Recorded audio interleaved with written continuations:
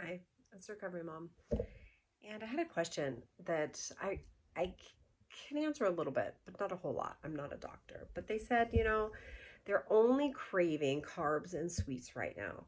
So they're in recovery, starting to eat, only craving carbs and sweets.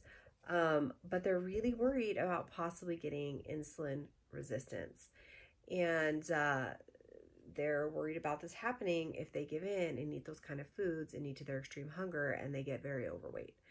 And so I will say that craving carbs and sweets is extremely common and normal in eating disorder recovery because you have a neurotransmitter in your brain, okay, and it regulates a certain way normally. It makes you crave sweets sometimes, and not other times.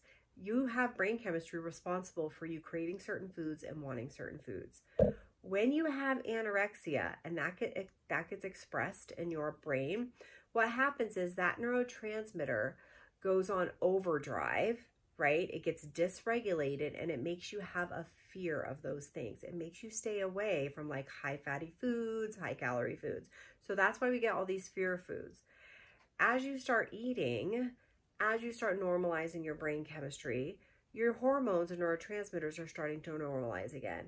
And when that happens, it's going to make you seek out those foods in an effort to normalize that brain chemistry. So I think your body is seeking out carbs and sugars because it wants to normalize that brain chemistry. And the only way that brain chemistry, those neurotransmitters will get renormalized is if you do feed it those foods that it's been staying away from. You cannot continue to have these fear foods and recover from an eating disorder because that's part of the eating disorder. So you have to give in and eat those fear foods. I hear what you're saying. It's very scary. Will you get insulin resistance? I don't think so. Truly, personally, I've heard from a whole lot of people with eating disorders, and I have not yet once heard of somebody that ended up with insulin resistance from giving into their extreme hunger and mental hunger during eating disorder recovery and eating those foods. Personally, for me, I only craved sweets and carbs in the beginning of my recovery. I ate pancakes every day with loads of syrup, right? I ate ice cream all the time and only the ice creams that were filled with candy bars. All I wanted was sugar and carbs. And that's because that's what's most easily used to repair a body. That highly processed, high calorie dense foods is what your body needs the most to recover because it's what it can use easiest for energy and to repair itself. So it makes total sense. Are you going to become extremely overweight? I mean, nobody knows for sure, but I would say I don't think so, right? Your body's going to stop at its set point.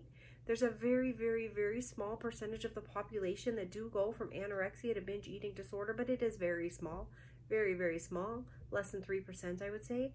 And those people have a history, a genetic history in their family that they can turn to and see of people with binge eating disorder or in very, very large bodies that appear to have no set point. So if those things are not genetically in your family already, I would not worry about that.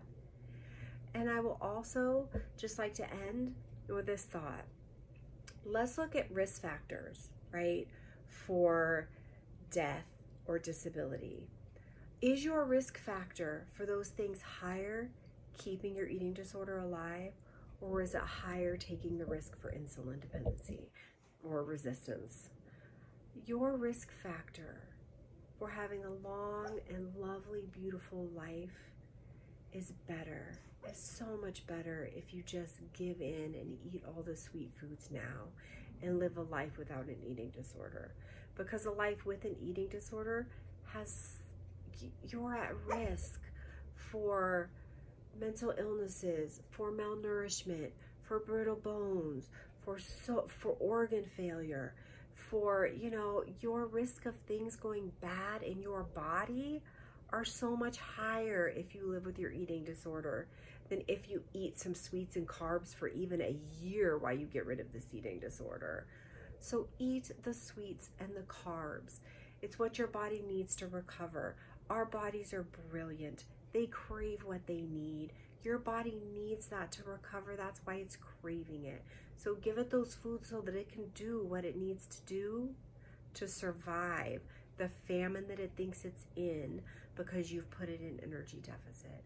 So I hope that makes sense. I hope you'll give in to your extreme and mental hunger. Try not to be afraid, right? You might have to live in a bigger body than your eating disorder thinks is okay. But once you get in that bigger body and you're free from your eating disorder, you will find it a much happier and lovely place to be, okay? I've never heard anybody be recovered in a larger body and wish that they were still small with their eating disorder. That just doesn't happen.